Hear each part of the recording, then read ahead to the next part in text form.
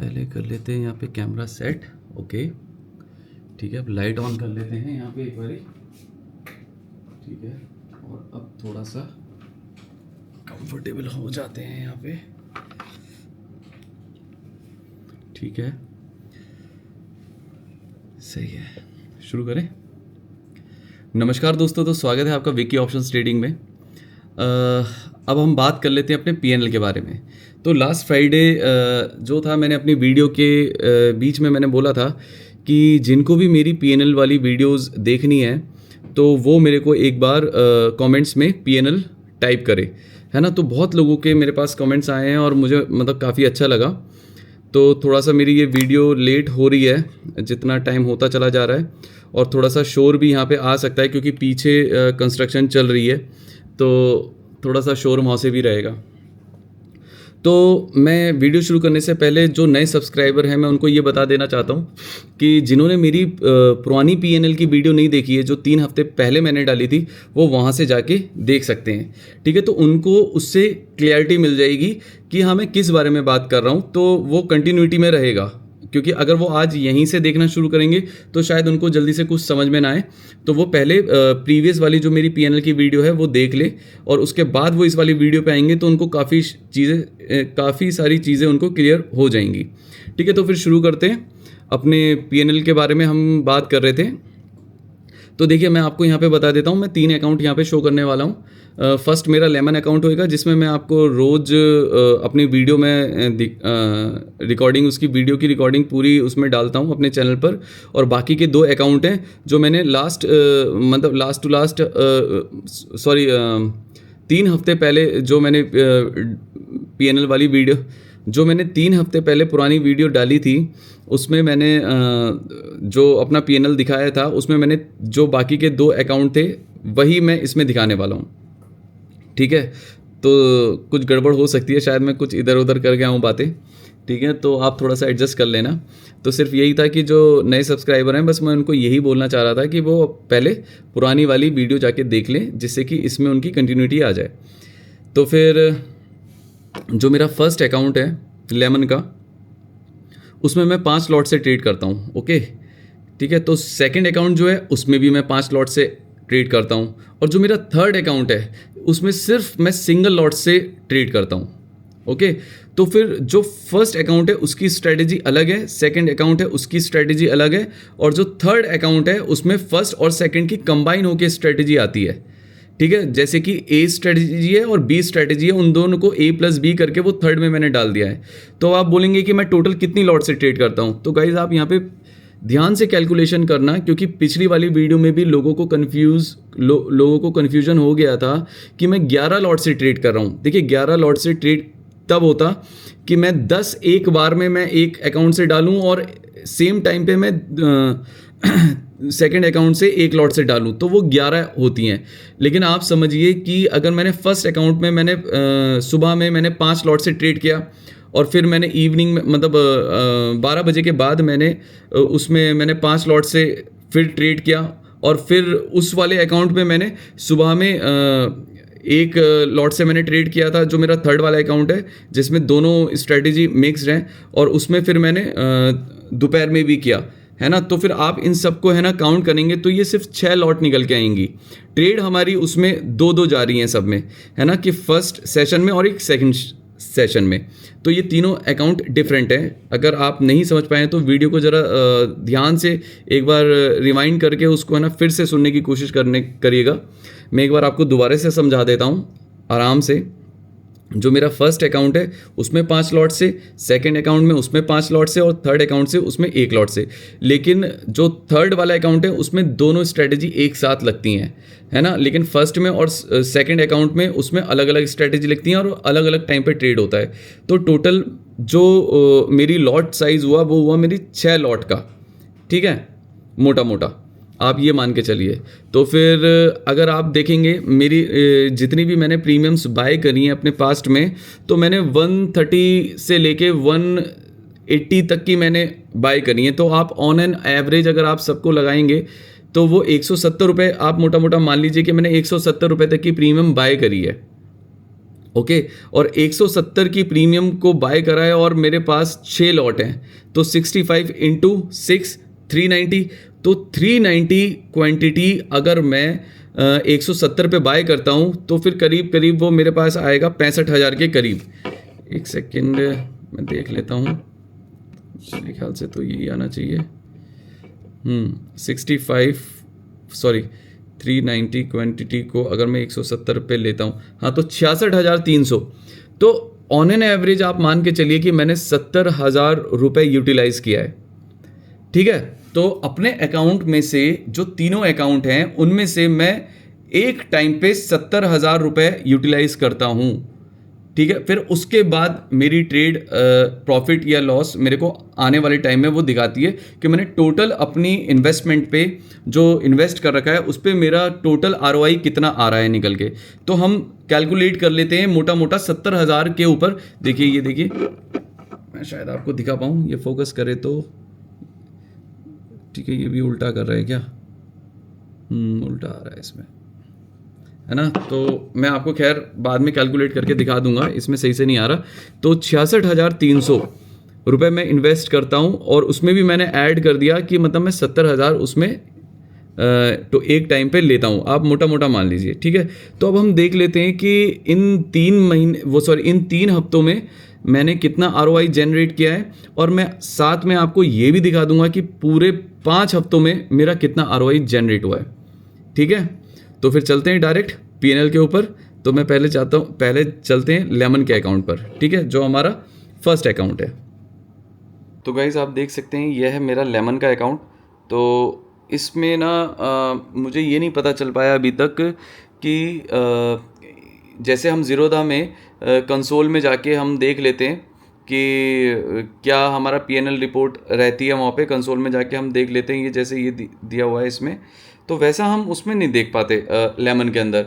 अगर किसी भी सब्सक्राइबर को अगर ये चीज़ पता है तो प्लीज़ मुझे बताना कि क्या हम लैपटॉप पर ये हम देख सकते हैं या नहीं, अपना P&L रिपोर्ट पूरी। सही है, तो फिर कोई दिक्कत नहीं है। फ़िलहाल मैं आपको लेमन का जो है वो मैं आपको मोबाइल में शो कर देता हूँ। ओके, तो ये देखिए, अब हम चलते हैं P&L एनालिसिस पे। तो ये देखिए, ये अगस्त का है ना। तो अगस्त में मुझे आप देखिए नीचे पे कितना, मतलब अगस्त में ये 15 अगस्त का ये डेली का आ रहा है। तो फिर हम वीकली लगा लेते हैं, कोई दिक्कत नहीं है। वीकली, ये रहा हमारा वीकली। ओके, ये हमारा वीकली है। और देखिए 10 अगस्त से 16 अगस्त का है ना। तो ये मेरा वीक नेगेटिव रहा है 9,512 रुपये 75 पैसे। ठीक है, तो इसके नेक्स्ट वीक में जाते हैं हम, तो ये वीक मेरा पॉजिटिव रहा है 539.50।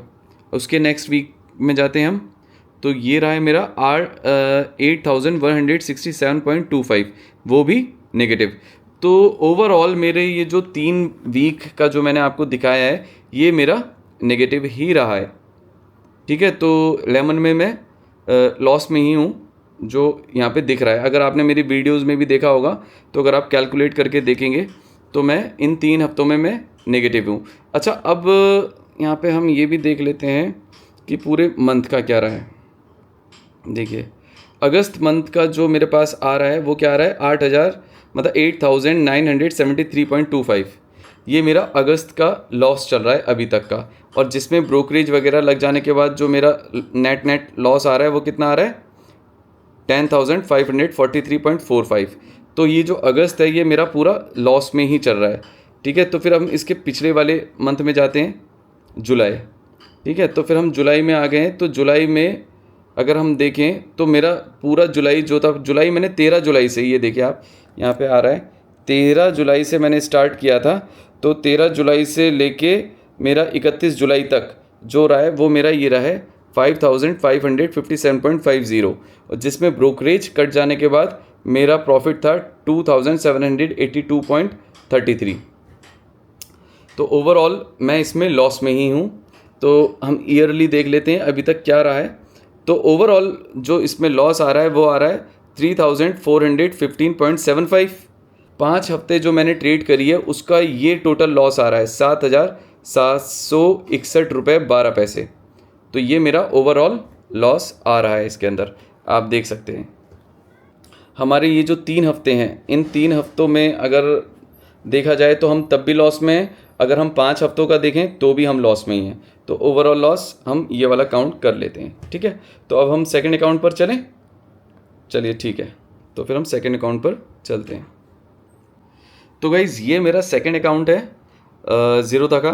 तो इसमें मैंने आपको पहले 13 जुलाई से लेके 24 जुलाई तक का मैं आपको दिखा चुका हूँ। ओके, ये आप देखिए यहाँ पे 13 जुलाई से लेके 24 जुलाई तक का मैंने आपको 2 हफ्ते का यहाँ पे पीएनएल पहले पास्ट में दिखा दिया है। अगर किसी ने वो वीडियो नहीं देखी है तो 3 हफ्ते पहले पुरानी वो वीडियो डली हुई है, जो मेरे नए सब्सक्राइबर हैं वो जाके वहाँ पे देख सकते हैं, ठीक है। तो फिर अब मैं आपको दिखा देता हूँ उसके आगे का। ये तो सैटरडे लग गया, फिर ये 26, तो फिर हम यहाँ 27 तारीख से लेके 15 तारीख कर देते हैं। तो अब हम इसमें देख लेते हैं कि हमारा क्या रहा है। ओके, तो वो आप देख सकते हैं जो मेरा पहला वाला अकाउंट था उसमें अलग ट्रेड चलती थी और इसमें अलग स्ट्रेटजी के साथ ट्रेड चल रही है। तो अब आप ये देखिए मेरा ये अकाउंट टोटल, इसमें मेरा प्रॉफिट कितना आ रहा है यहाँ पे 61,109.75, ठीक है। अब उसमें से मेरे को ब्रोकरेज कितनी लग गई है यहाँ पे 1,737.98, शायद सही से फोकस नहीं कर रहा। ओके, तो फिर जो नेट रियलाइज्ड पीएनएल है हमारा वो कितना आ रहा है 59,371.77। तो ठीक है, तो ये मेरा सेकंड अकाउंट है। तो अगर आप, चलिए मैं इसमें आपको पूरा दिखा देता हूँ 13 से, जैसे मैंने लेमन में दिखाया है तो मैं इसमें भी आपको दिखा देता हूँ। अब मैं यहाँ पे 13 तारीख से, क्योंकि देखिए एक एक करके दिखाऊंगा वीडियो बहुत लंबी बन जाएगी, ज़बरदस्ती का कोई फ़ायदा नहीं है। मैं आपको डायरेक्ट ही दिखा देता हूँ 13 तारीख से लेके 15। अब ये पूरे 5 हफ्तों का है, ठीक है। तो देखिए क्या आता है। अब आप देख सकते हैं यहाँ पे फिगर पूरी बदल चुकी है। अब आप देखिए यहाँ पे कितना आ रहा है 89,696.75। ओके, है ना। और इसमें मैंने ब्रोकरेज कितना दिया है 3,990.29, ठीक है। और यहाँ पे मेरा जो नेट रियलाइज्ड पीएनएल है वो कितना आ रहा है 85,706.46। देख सकते हैं आप यहाँ पे, है ना। तो ये रहा मेरा पूरे 5 हफ्तों का, और जो मैंने इससे पहले दिखाया था वो था मेरा 3 हफ्तों का, ठीक है। तो फिर अब आप देख लीजिए यहाँ पे किस तरीके से यहाँ पे प्रॉफिट हो रखे हैं। कुछ मैंने 0 पे भी पोजीशन कटी है इसमें मेरी, देखिए 7,000, 13,000, 13,000, 7,000, आप देख रहे हैं, सही है। तो ये इस टाइप से ही है, आप देख सकते हैं। देखिए ये 19,000 का, ये पहले जब स्टार्ट किया था तब ये हुआ था, मेरे को बड़ा लॉस हुआ था, सही है। यहाँ पे मेरे को प्रॉफिट भी बढ़ा था, तो यहाँ पे नेक्स्ट डे पे लॉस भी बढ़ा था। तो ओवरऑल यहाँ पे मेरा प्रॉफिट जो था ये रहा है मेरा जो 5 हफ्तों का है, ठीक है। तो फिर एक बार इसको भी हम लिख लेते हैं साइड में, जिससे कि हम बाद में एक बार कैलकुलेट कर लें। तो फिर अब चलते हैं हम अपना थर्ड अकाउंट पे, जिसमें हमने इन दोनों अकाउंट की स्ट्रेटजी एक ही अकाउंट में डाल दी है। अच्छा गाइज, आप यहाँ पे मुझे ये बताइए, थोड़ी देर आप ये सोचिए कि अगर मेरा एक अकाउंट माइनस में है और दूसरा अकाउंट मेरा इतना ज़्यादा पॉजिटिव में है, तो क्या तीसरा अकाउंट मेरा माइनस में होगा या प्लस में होगा? तो आप अगर समझदार हैं तो आप समझ ही गए होंगे। तो फिर मैं आपको तीसरे अकाउंट पर लेकर चलता हूँ और आप देख लीजिए कैसा रहने वाला है उसमें मेरा पीएनएल, ठीक है। तो मैं आपको शो करता हूँ। मेरे को थर्ड अकाउंट में जाने के लिए गाइस इस अकाउंट से मेरे को लॉग आउट करना पड़ेगा, तभी मैं दूसरे अकाउंट में जा पाऊँगा। तो इसको मैं लॉग आउट कर देता हूँ, ठीक है। तो गाइस ये है हमारा थर्ड अकाउंट, जिसमें ये मेरे भाई का अकाउंट है, और ये वही अकाउंट है जिसमें मैंने दोनों स्ट्रैटेजी अपनी अप्लाई कर रखी हैं इसके अंदर, सही है। तो इसमें मैं A+B दोनों का ही इंक्लूड कर दिया हूँ, दोनों स्ट्रैटेजी मैंने इंक्लूड कर दी हैं।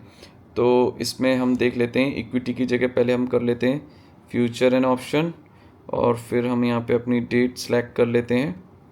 मैंने पहले आपको दिखा दिया था 24 तारीख तक का, है ना, जुलाई 24, 13 तारीख से 24 तारीख तक का मैंने दिखा दिया अपनी प्रीवियस वाली पीएनएल वीडियो में। तो यहाँ पे अब मंडे, ये यहाँ 27 से अब तक का देख लेते हैं। एक एक दिन का नहीं दिखाना, मुझे टाइम वेस्ट नहीं करना, अपना सीधा मुद्दे पे आते हैं। तो आप देखिए कोई भी दिन स्किप नहीं है, क्योंकि दोनों ही स्ट्रैटेजी इसके अंदर लगी हुई हैं, तो इसमें कोई भी दिन स्किप हो ही नहीं सकता। ओके, तो अब आप देखिए यहाँ पे ये जो आ रहा है प्रॉफिट, ये देखिए 9,000 हमारा 270 रुपये के आसपास का हमारा यहाँ पे प्रॉफिट आ रहा है। और यहाँ पे देखिए ब्रोकरेज कितनी गई है, 1761.34, है ना। तो यहाँ पे ब्रोकरेज इसलिए आपको ज़्यादा लग सकती है क्योंकि इसमें 2 ट्रेड डले हैं, है ना। हो सकता है कोई एक दिन एक ही ट्रेड डला हो, लेकिन इसमें ज़्यादातर हमारे 2 ट्रेड डले हैं इसके अंदर, है ना। तो इसमें जो नेट रियलाइज पीएनएल है वो कितना आ रहा है, ये देखिए 7,507.66। तो ये मेरा पिछले 3 वीक का है। और आपको पता है गाइस कि ये जो हमारे वीक गए हैं, अगर आपने मेरी वीडियोस को ध्यान से देखा है तो मेरे कितने जो एसएल हैं वो मेरे कॉस्ट टू कॉस्ट गए हैं, और कितने ऐसे मेरे एसएल हैं जो मेरा मतलब एसएल मार के सीधा उसने टारगेट दिया है। आपने ये चीज़ देखी होगी, है ना। तो फिर अगर वो चीज़ नहीं होती तो मेरा ये अकाउंट और भी ज़्यादा बेटर होता। जब से ये कैश का सिस्टम आया है तो थोड़ा सा मार्केट का बिहेवियर चेंज हुआ है, तो इस बारे में मैं थोड़ा सा आपसे बाद में बात करूँगा। अब मैं आपको दिखा देता हूँ इसमें, एक सेकेंड, पूरा मैं आपको दिखा देता हूँ 13 तारीख से लेके अभी तक का। ओके, अब आप देखिए, है ना। तो अब आप यहाँ पे देख सकते हैं, है ना। इसमें देखिए टोटल पीएनएल कितना है, 21,375.25, और इसमें मैंने ब्रोकरेज कितना दिया है, 3,050.72, और मेरे को कटा के मेरे को कितना मिला है, 18,324.53। तो देखिए ये अकाउंट में मैंने पूरी कैपिटल तो मैंने इसमें सिर्फ 25,000 डाले थे क्योंकि मुझे सिंगल लॉट से करना था, और मैंने पूरी कैपिटल यूज़ भी नहीं करी है। और जितनी मैंने कैपिटल यूज़ करी है उस कैपिटल का मैं मतलब 100% से ऊपर का रिटर्न निकाल चुका हूँ। तो ओवरऑल जो मेरा आप देखिए, मैं इन दोनों ही अकाउंट में पॉजिटिव हूँ। तो मैंने आपसे कहा था ना कि अगर मैं अपने फर्स्ट अकाउंट में निगेटिव हूँ और दूसरे अकाउंट में मैं बहुत अच्छे पॉइंट से मैं पॉजिटिव था, अच्छे प्रॉफिट से पॉजिटिव हूँ, तो थर्ड अकाउंट ऑब्वियसली मेरा ग्रीन ही होना था, है ना। तो अभी मैं इनकी तीनों की आपको कैलकुलेशन भी मैं आपको करके दिखा दूँगा। एक चीज़ और मैं आपको यहाँ पर दिखाता हूँ। यहाँ पर एक बार हम फंड्स में जाते हैं और व्यू स्टेटमेंट करते हैं। यहाँ पे व्यू स्टेटमेंट, ये क्या आ रहा है, इसको क्या प्रॉब्लम हो गया, एक कमोडिटी क्यों आ रहा है यहाँ पे, ऑल सेगमेंट्स, अब आ जाना चाहिए। ये देखिए, तो एक पे आउट मैं यहाँ पे ले चुका हूँ, शायद यहाँ पे शो हो जाए, 13,000 का मैंने पे आउट लिया था। डेट एक बार चेंज कर देता हूँ, यहाँ पे 13 तारीख को इस अकाउंट से किसी वजह से शायद ट्रेड नहीं डली थी, मुझे जितना ध्यान है। तो एक बार देख लेते हैं, वरना तो ये और भी ज़्यादा पॉजिटिव होता। विड्रॉल, क्रेडिट, डेबिट, ये देखिए, हाँ 13,127 रुपये का, क्योंकि मैंने 25,000 डाले थे। तो 25,000 से ऊपर का जितना भी एक्सेस अमाउंट था वो सारा अमाउंट मैंने विड्रॉल कर लिया था। स्टेट बैंक जो भी है मेरा बैंक, उसमें मैंने विड्रॉल कर लिया था, और उसके बाद मैंने उसमें उतने ही पैसे छोड़े जितने से स्टार्ट किया था। तो मैं यहाँ पे एक विड्रॉल कर चुका हूँ, और फिर से आप देख सकते हैं कि मेरा अकाउंट वापस से यहाँ आ चुका है ना। तो फिलहाल मैं प्रॉफिट में ही हूँ इस अकाउंट में भी।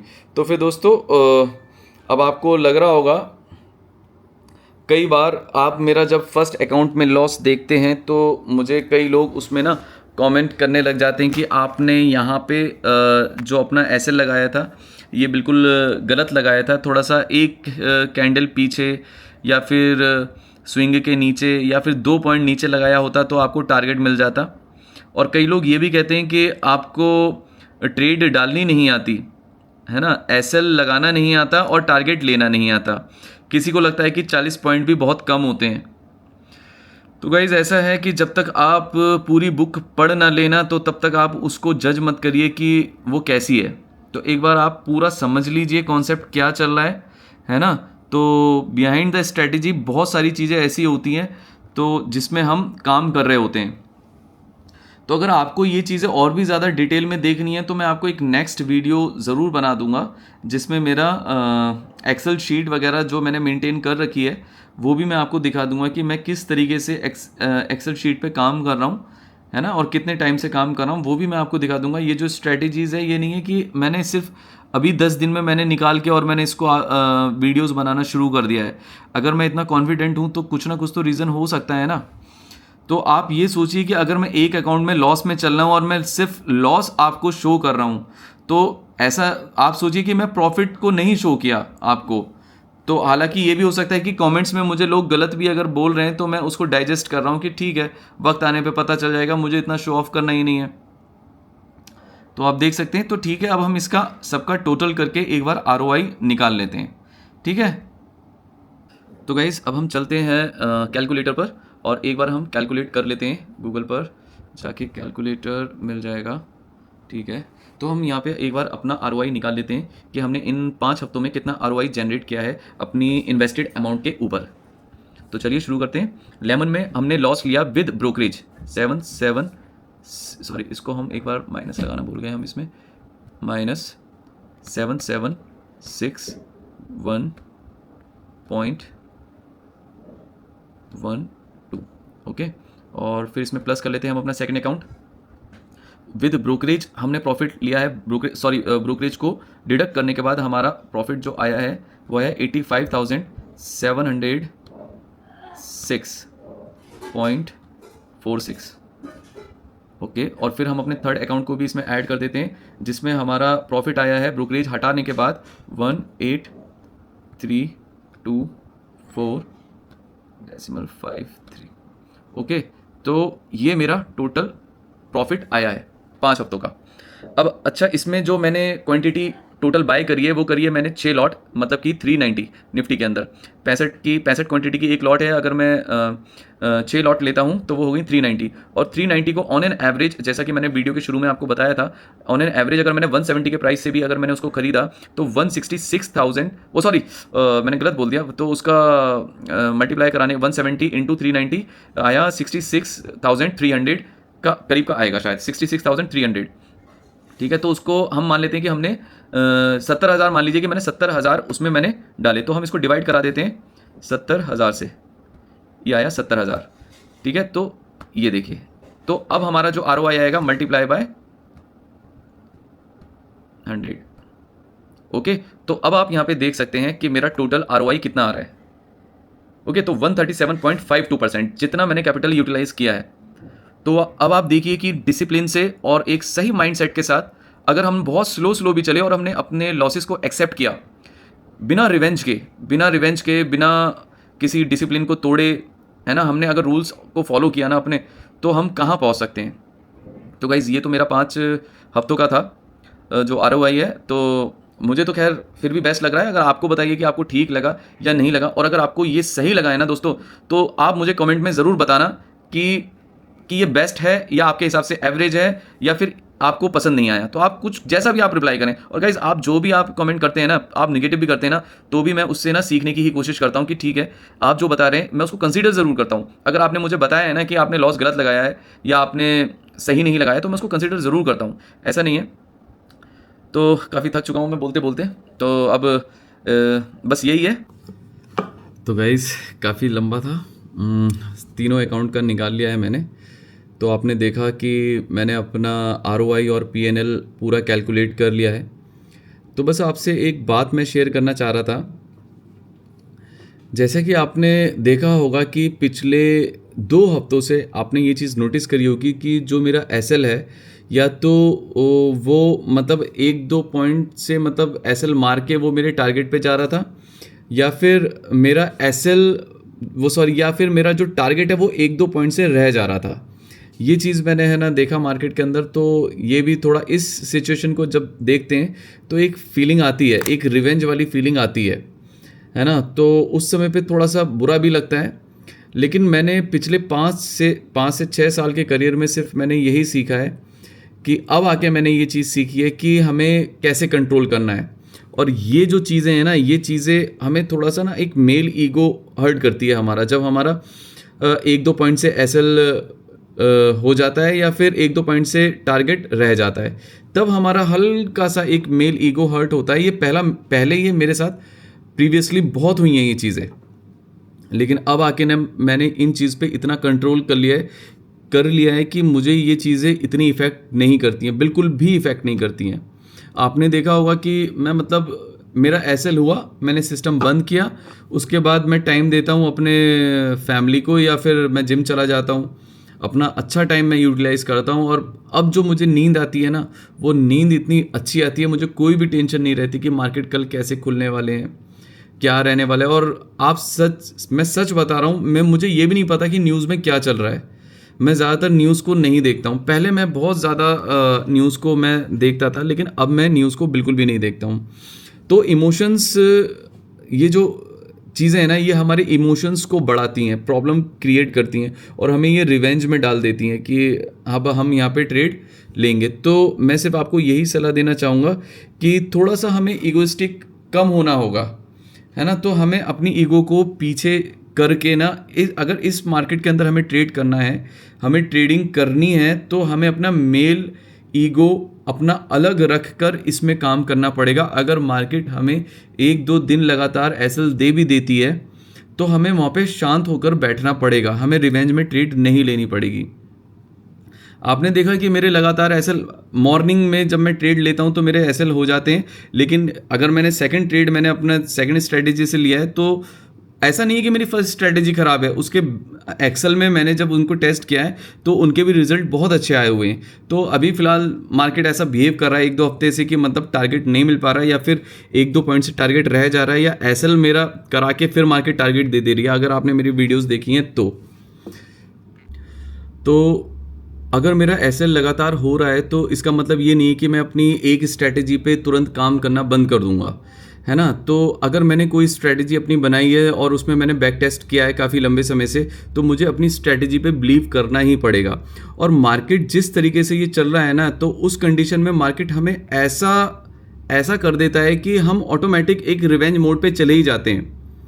तो हम अपने इमोशंस को कंट्रोल नहीं कर पाते हैं, हमारा रिस्क मैनेजमेंट खराब हो जाता है और हमारी एक्सपेक्टेशंस मार्केट से इतनी एक्स्ट्रा ऑर्डिनरी हो जाती हैं कि हम सोचते हैं कि इसने हमें लॉस दे कैसे दिया, कि मैं इतने दिन से तो बहुत अच्छा कर रहा था और एक ही दिन में ये मेरे से पूरा पैसा कैसे लेके जा सकता है।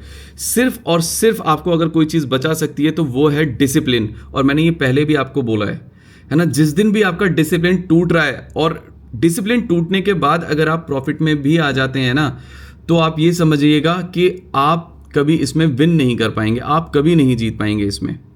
अगर आपको सिर्फ वो थोड़ी देर की वो आपको खुशी दे सकता है कि आज मैंने सही डिसीजन ले लिया, अपने रूल ब्रेक किए और मैंने सही डिसीजन ले लिया, मैंने दूसरी ट्रेड डाल दिया, मैंने तीसरी ट्रेड डाल दी, लेकिन आपके लिए वो जो खुशी है ना, वो टेम्परेरी है, वो लॉन्ग टर्म के लिए बिल्कुल भी नहीं है, क्योंकि आपका माइंड सेट अभी नहीं बन पा रहा है और आपकी साइकोलॉजी इस तरीके से कभी सही नहीं होगी। तो बस यही है, मैं यही बोलना चाहूँगा कि आप अपने अंदर से एक मेल ईगो होती है ना, उसको आप निकाल दीजिए। पहले मेरे अंदर भी ये चीज़ थी कि मार्केट ने मुझे एसएल दिया है, ऐसे कैसे दे दिया, तो फिर मैं पीछे पड़ जाता था। बहुत पहले की टाइम की मैं ये बात बता रहा हूँ। तो ये जो डिसिप्लिन है, ये जो साइकोलॉजी है, ये इतनी आसानी से नहीं आती, बहुत टाइम लग जाता है। तो मैं तो यही बोलूँगा कि जितना जल्दी आप इस चीज़ को समझ लें ना, तो उतना ही अच्छा है। और दोस्तों एक चीज़ बताऊँ, आपके पास अगर आपकी कोई स्ट्रैटेजी है ना, और वो आपको 50% वर्क कर रही है ना, 50% या 40% भी वर्क कर रही है ना, सिर्फ और सिर्फ आपको उसको एक अलाइन करना है, उसको एक सिस्टम में लेके आना है ना। कि सपोज करिए कि आज आपको एक ब्रह्मास्त्र मिल जाता है ना, और आपको ब्रह्मास्त्र तो मिल गया, ऊपर वाले ने आपको एक वरदान दे दिया, ले बेटा ले, ये हथियार ले और अब तेरे पास पावर ही पावर है। लेकिन अगर आपको वो सही से चलाना नहीं आ रहा, तो आप समझ रहे हैं, आपके पास ब्रह्मास्त्र आ गया है लेकिन आपको वो चलाना नहीं आ रहा, तो आप कभी भी जीत हासिल नहीं कर सकते। आप तो कहीं पे भी कुछ भी शूट कर देंगे तो वो चीज़ सही नहीं है ना। आपको प्रॉपर उस पावर को ना सही से ऑपरेट करना आना चाहिए।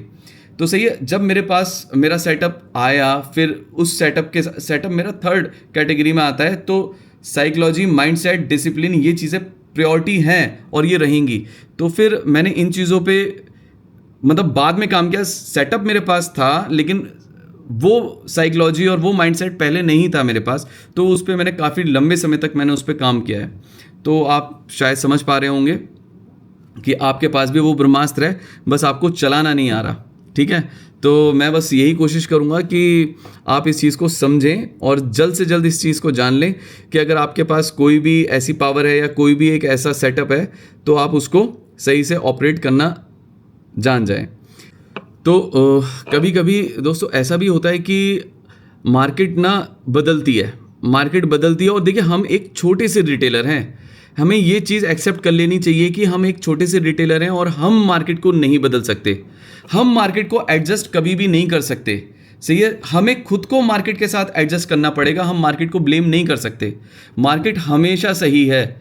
आप बोलते हैं कि अरे ये मेरे साथ ही क्यों ऐसा हो रहा है, कई कमेंट्स आते हैं कि मार्केट उस हिसाब से नहीं चल रही है। अरे भाई नहीं चल रही है, लेकिन आपके खुद के रूल्स क्या बोल रहे हैं?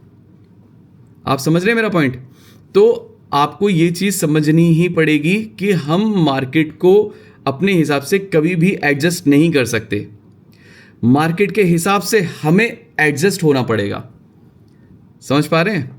तो बस मैं यही बोलना चाहूँगा आपको। तो अपने अंदर से ईगो ख़त्म करिए और बहुत कामनेस के साथ आप है ना मार्केट में सुबह में उठिए और ट्रेड करिए। तो देखिए मेरा जो एक्सपीरियंस ये कहता है कि कोई भी आज तक मार्केट को मास्टर नहीं कर पाया है ना। तो सबसे पहले हमें क्या करना पड़ेगा, अगर हमें अपने आप को मास्टर करना है, हमें अपनी साइकोलॉजी और सही माइंडसेट, डिसिप्लिन, रूल्स, रिस्क और हमारी एक्सपेक्टेशंस को हमें मैनेज करना पड़ेगा। उसके बाद ये चीज़ें हमारी अलाइन होंगी। जैसे मैंने आपको बताया कि अगर आपके पास कोई पावर है और आपको वो चलानी नहीं आती तो कोई फ़ायदा नहीं है। ठीक है ना। तो मैं बस यही आशा करता हूँ कि आपको मेरी बातें समझ में आई होंगी और अगर कुछ गलती हो गई तो भूल चूक माफ़। और बस मेरा जो ROI था 137.52 था। तो आप बताइएगा कि ये 5 हफ्तों का जो ROI है ये आपको क्या लगता है कि ये सही है। और हाँ, एक चीज़ आप ध्यान रखना, ये 137.52 जो मेरा ROI आया है, ये ज़रूरी नहीं है कि आने वाले 5 हफ्तों में भी ये इतना ही रहेगा। हो सकता है ये डाउन आ जाए। अब आप ये समझ के चलिए कि अगर ये मेरा 5 हफ्ते का ऐसा है और मैं एक्सपेक्ट सिर्फ ये कर रहा हूँ कि मेरा 18% साल का निकल जाए, आप समझ रहे हैं, सिर्फ 18% मेरा साल का निकल जाए या फिर 16-17% भी निकला मेरा साल का, तो उसकी जो कंपाउंडिंग है, उसकी कंपाउंडिंग की पावर कितनी बड़ी हो सकती है। आने वाले 20-25 साल में अगर मैंने सिर्फ 16-17 या 18% भी मैंने निकाल लिया, भले ही मार्केट मुझे ज़्यादा दे जाए, लेकिन एक्सपेक्टेशंस आप इससे मत रखिए कि ये रातों रात में आपको कुछ भी बना देगा या बिल्कुल सब कुछ बदल देगा, ऐसा नहीं है। तो आपको काम करना पड़ेगा, थोड़ा सा टाइम लगेगा और लगाना पड़ेगा। और आप ये मत सोचिए कि कोई आपको कुछ भी ऐसे ही लाके दे देगा, है ना, तो इतना आसान नहीं है। तो और एक चीज़ मैं ये भी बोलना चाहूँगा कि आप देखिए कभी भी किसी से कोर्स के चक्कर में मत पड़िए। ठीक है, कोर्स के चक्कर में बिल्कुल मत पड़िए, ना किसी इंडिकेटर पे आप काम करिए। ठीक है, सेकंड थिंग आप इंडिकेटर पे बिल्कुल भी काम मत करिए, मैं आपको यही बोलूँगा। और किसी भी कोर्स के चक्कर में मत पड़िए, पैसे बर्बाद मत करिए। आप सिर्फ अपनी मेहनत करिए, अपने एक्सपीरियंस से सीखिए।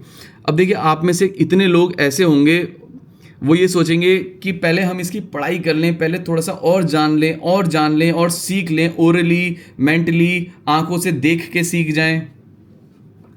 अगर आपको है ना स्विमिंग करनी है ना, तो पानी में उतरना ही पड़ेगा। सही है, तो स्विमिंग से बाहर रह के, पूल से बाहर रह के अगर मैं आपको कितना भी समझा दूँ कि आपको हाथ पैर ऐसे मारने और आपको ऐसे बचना है, ये स्ट्रोक है और वो स्ट्रोक है, तो आपको क्या लगता है कि आप स्विमिंग कर जाएंगे? तो आपको अगर स्विमिंग करनी है तो उसके लिए आपको ट्राई करना पड़ेगा और पानी के अंदर उतरना पड़ेगा, आपको गीला होना पड़ेगा। ठीक है, और हाथ पैर मारने पड़ेंगे। अगर आप ये सोच रहे हैं कि नहीं पहले हम थोड़ा सा सीख लेते हैं, है ना। कितना भी आप पेपर ट्रेडिंग कर लीजिए, इतना आसान नहीं है कि आप पेपर ट्रेडिंग करेंगे और फिर आप पेपर ट्रेडिंग में, देखिए मैं कई बार सक्सेसफुल हो चुका था अपने, जब इनिशियल डेज थे मेरे, तो मैं पेपर ट्रेडिंग मैंने भी की है, ऐसा नहीं है। लेकिन जब रियल ट्रेडिंग की बात आती है ना, और आदमी जब रियल ट्रेडिंग के अंदर उतरता है, तो सब चीज़ें एकदम से बदल जाती हैं। सही है, इमोशंस हमारे इतने भारी हो जाते हैं, इतने हैवी हो जाते हैं कि मतलब हम उसको टैकल कर ही नहीं सकते। सही है कि हमें ये लगता है कि यार इसने लॉस हमें दिया है, हम आज के आज कैसे भी करके इसको कवर कर लें। तो सबसे पहले आप अपने अंदर से ना एक ये जो ईगो है ना, मेल ईगो, ये ख़त्म कर दीजिए। मुझे तो ऐसा लगता है कि हम लोगों से ज़्यादा तो अच्छी वो फीमेल हैं, क्योंकि जो फीमेल है ना वो बहुत कामनेस के साथ अपना सोचती है और मतलब सही से एग्जीक्यूट कर सकती है। मुझे ये पर्सनली फील होता है। वो मतलब इतना हाइपर नहीं है जितने मेल होते हैं कि उसने हमारे साथ ऐसा कर कैसे दिया। लेकिन फीमेल जो होती है, फीमेल थोड़ा सा एक बार खून का घूंट पी जाती है कि चलो ठीक है कोई बात नहीं इससे ज़्यादा बुरा क्या ही हो सकता है। वो रिवेंज में नहीं आती जल्दी से। तो मुझे लगता है कि थोड़ा सा हमें अपनी साइकोलॉजी को चेंज करना पड़ेगा। ठीक है, तो यही है मेरी आज की वीडियो। अगर आपको कुछ भी नहीं समझ में आया हो तो आप मुझे कमेंट में ज़रूर बताइएगा। मैंने अपनी तरफ से पूरी कोशिश करी है सब कुछ एक्सप्लेन करने की। तो बोलते बोलते थोड़ा गला भी वो हो गया है मेरा, सूख सा गया है। ठीक है, तो फिर बस आज के लिए इतना ही। अगर आपको ये वीडियो पसंद आई हो तो इस वीडियो को लाइक करें, चैनल को सब्सक्राइब करें। मिलते हैं मंडे में, तब तक के लिए जय हिंद।